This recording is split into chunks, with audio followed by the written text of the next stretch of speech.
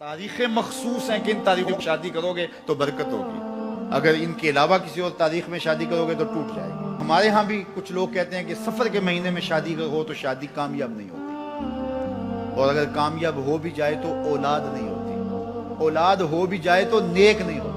عجیب فلسفہ ہے۔ سیدہ فاطمہ تو زہرا رضی اللہ تعالی عنہا کی شادی حضرت سیدنا علی المرتضیٰ رضی اللہ تعالی عنہ سے سفر کے مہینے میں ہوئی۔ مجھے بتاؤ ایسی کامیاب شادی بھی کوئی ہو سکتی ہے، اور ایسا اچھا جوڑا بھی کوئی ہو سکتا ہے؟ اور پھر کہتے ہیں اولاد نہیں ہوتی، حسن حسین اور زینب پیدا ہوئے۔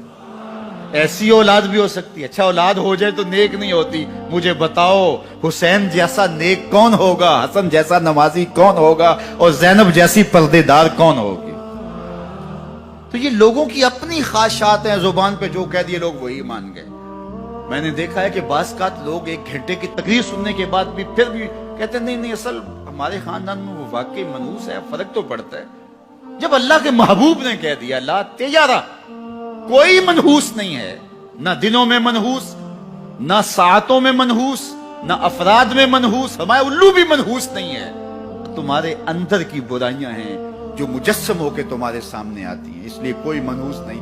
ہمارے والدین نے بچپن میں ہی ہمیں یہ باتیں اچھی طرح سے ازبر کروائیں، اور ہماری تربیت اس طرح کی کہ ہم الحمدللہ کبھی بھی ذوف التقاطی کا شکار نہیں ہوئے۔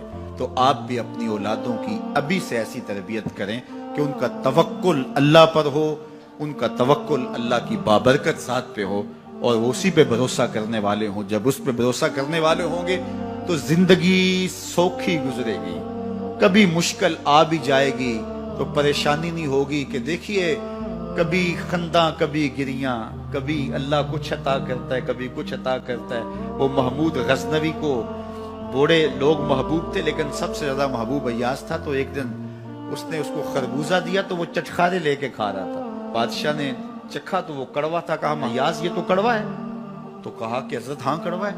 تو کہا کہ تم مزے سے کھا رہے ہو؟ کہا ساری زندگی ساتھ سے میٹھی نعمتیں کھائی ہیں، آج ایک کڑوا مل گیا تو پھینک دوں؟ جب اس پہ توکل ہوگا تو کبھی تکلیف آئے گی تو بندہ کہے گا کوئی بات نہیں، جے سونا میرے دکھ وچ راضی تے میں سکھ نو چلے ڈاواں، تو بندہ کہے گا ٹھیک ہے کوئی بات نہیں ہے، یہ اس پہ بھی میں خوش ہوں۔ تو جب توکل اس پہ ہوگا تو پھر بندہ اس تکلیف میں بھی لذت لینے کا راستہ نکال لے گا۔ اور اگر یہ ہو کہ اس منحوسہ کی وجہ سے یہ سب کچھ ہوا ہے، پھر کچیچیاں چڑھیں گی اس کے اوپر کہ اس نے یہ کیا ہے، مار ہی دوں، قتل کر دوں، اس کو چھوڑوں نہ، زمین پہ رہنے کا حق ہی چھین لوں اس سے، کہ اس منحوسہ کی وجہ سے یا اس منحوس کی وجہ سے یہ ہوا ہے۔ کوئی کسی کی وجہ سے نہیں ہوتا، یہ ہماری اپنی بدعمالیوں کی سزا ہے۔ اگر کوئی ہمیں نقصان در نقصان ہو رہا ہے تو توبہ کریں، اپنے گناہوں پہ غور کریں، کسی سے دھوکہ تو نہیں کر رہے، کسی کا دل تو نہیں دکھایا، ظلم تو نہیں کیا، اپنے ماں باپ کی نافرمانی تو نہیں کی، اور اگر ہمیں خیر پہنچ رہی ہے تو